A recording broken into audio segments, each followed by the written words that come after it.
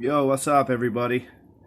So this COVID has just taken over everything. By the way, excuse my hair. We're locked down too, so getting a haircut is like impossible. So now I've got horns. Um, yeah, what do you say when you're in this situation? Amputees. I want to actually address it as an amputee rather than as a normal person. Being an amputee, with this fucking thing going on, this damn COVID, everyone's hoarding the stuff that we need. Uh, it's awkward. We have to go and prepare ourselves the best we can, clean our legs, arms, fingers, whatever we use as an amputated part. It's kind of disgusting. I get it. I totally understand why people are really overreacting and buying out things like Dettol and antibacterials, but we need it too.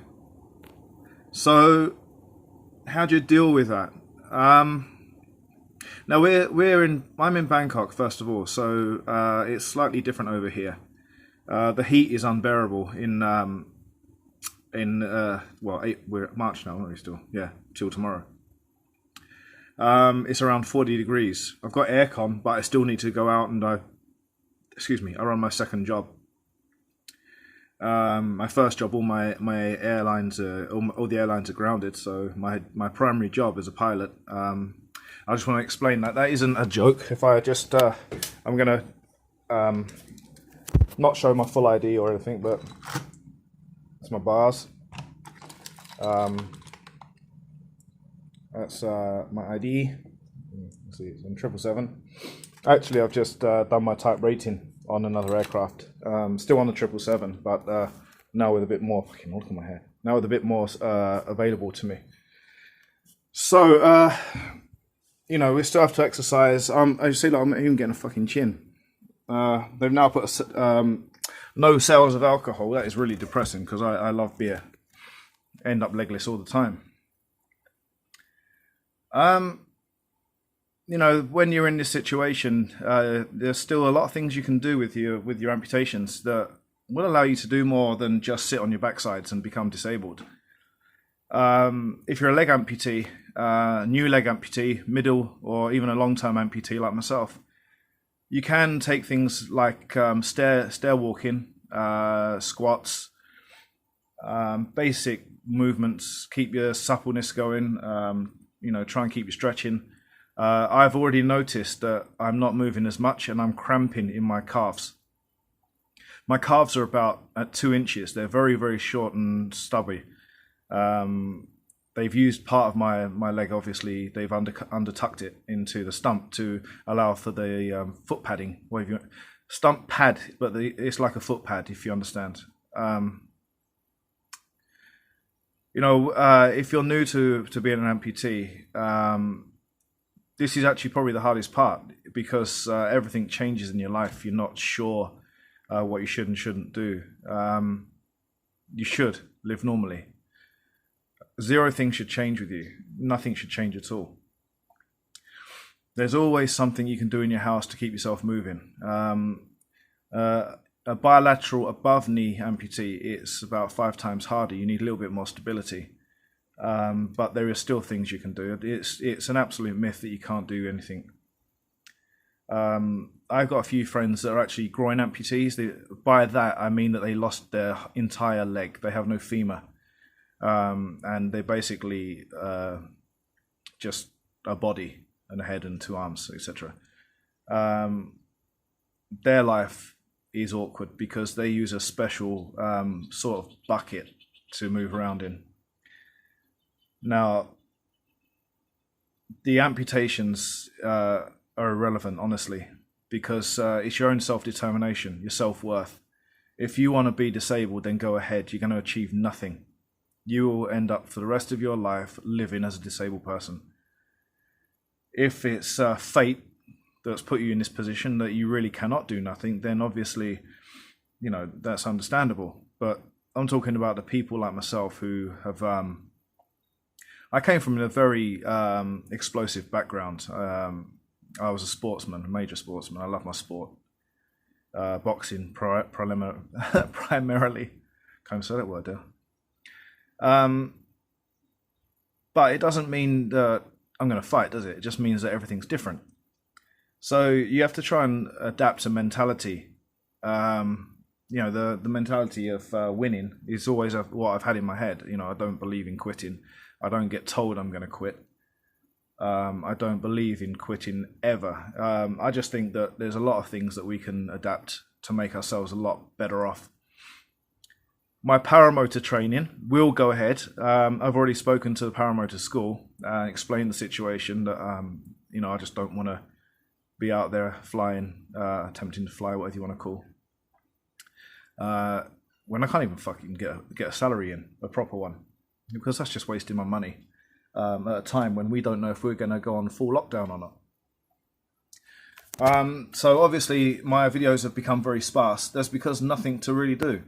I don't want to send the same old crap out, the same old video explaining the same old thing day in, day out. But this COVID video is actually to help you understand that even in this situation, we can really fight on.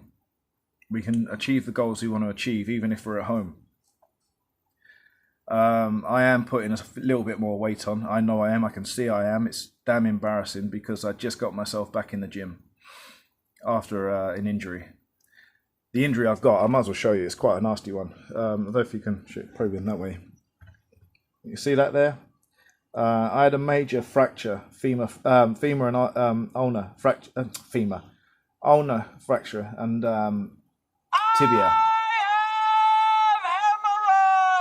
As you heard, I've got hemorrhoids. No, that's just my stupid thing. I love The Office. The Office show is so funny. My arm's been plated, welded. I mean, I've got more metal in me than Cyborg now, so I'm doing pretty well. I do have arthritis, so I might as well show you what that looks like. My hands are very badly swollen. This is from boxing, really, not masturbation. I cannot move my wrist very much. And it's exactly the same on the other side. You see, my hands are swollen all the time. But luckily I can still shake the plank. I mean, at the end of the day, what you've got wrong with your body doesn't determine who you are and what you are. And I really want you to understand that. It's very, very difficult, honestly, to sit here and try and say stuff to people that really aren't interested in my channel, but don't know what else to do with their time. So the reason why I'm explaining about this is the COVID and taking away our cleaning stuff. You really have got to keep your stumps clean. And worse than that is these fucking socks, these things here. Mine are made from silicone, which means my legs hardly breathe at all. They stink without the proper antibacterials. It's getting worse. I'm not a dirty person. My wife might say different, but I don't think I am. I believe in extreme hygiene because of nothing to do with the COVID. I believe in the fact that we need to stay clean. We have to keep our stumps clean. We have to keep our products clean. We have to keep the prosthetics clean. And also, with no surgeries open or prosthetic clinics, we have to also look after our legs too. To take a leg apart is not difficult. It's more difficult if you don't know what you're doing. So don't try and do it if you don't know. But the parts can still be oiled. Lubricate the locking bolts, lubricate any metal parts, because amazingly, the titanium on mine, and I'll show you, I'll take my leg off and show you what's happening with mine. Mine's not been checked for about a good half a year. If I turn my prosthetic round, I don't know if you can see this. See that right there? That's cracking. That's titanium. Titanium's not supposed to crack. And I'm losing some at the front too. You see? So I've actually started just to keep an eye on that. And every day now I'm just checking that there's no more fatigue. I took my foot shell off. Now that's not hard to do. You need to have a very good shoehorn. And then you can take your foot shell off too and have a look at the actual breakdown of your prosthetic leg. It tends to be on a blade that the tip starts to delaminate. If you get a delamination, honestly, you're in trouble. You really are in trouble. Because the delamination means that the carbon's open to bareness. and but the carbon then starts to fracture. So again, have a good look at that. If you can't find anything to do a minor repair, even like a basic like glue, just to keep the laminate tight for a fraction longer, just until you can get back to surgery. Your prosthetic clinic, your limb fitting center, they don't like you touching your legs. That's their rule. If you own your leg, you're entitled to just check it. Don't start playing with it to make it not work. Don't start trying to make your adjustments because you think you can adapt it. Believe me, I've done it and I end up falling over flat on my face. I did it wrong. They cost money and they cost time as well. You do that, then you can't walk, you can't do anything. You could really screw yourself up. So just be aware of what you're doing. Don't be daft. It ain't a game. Being an amputee is not a game. Just like our life, it's not a game. So just go out and try and do what you can do. Don't be afraid of what you've got. And there's something as well, I'll make this probably the last thing I'm going to say. Amputees, we do get it rough actually. People stare so fucking much. I hate it. Especially here in Thailand, where they just don't see legs like mine anyway. But you know what I find really embarrassing is actually other amputees that are scared to show that they've got no leg.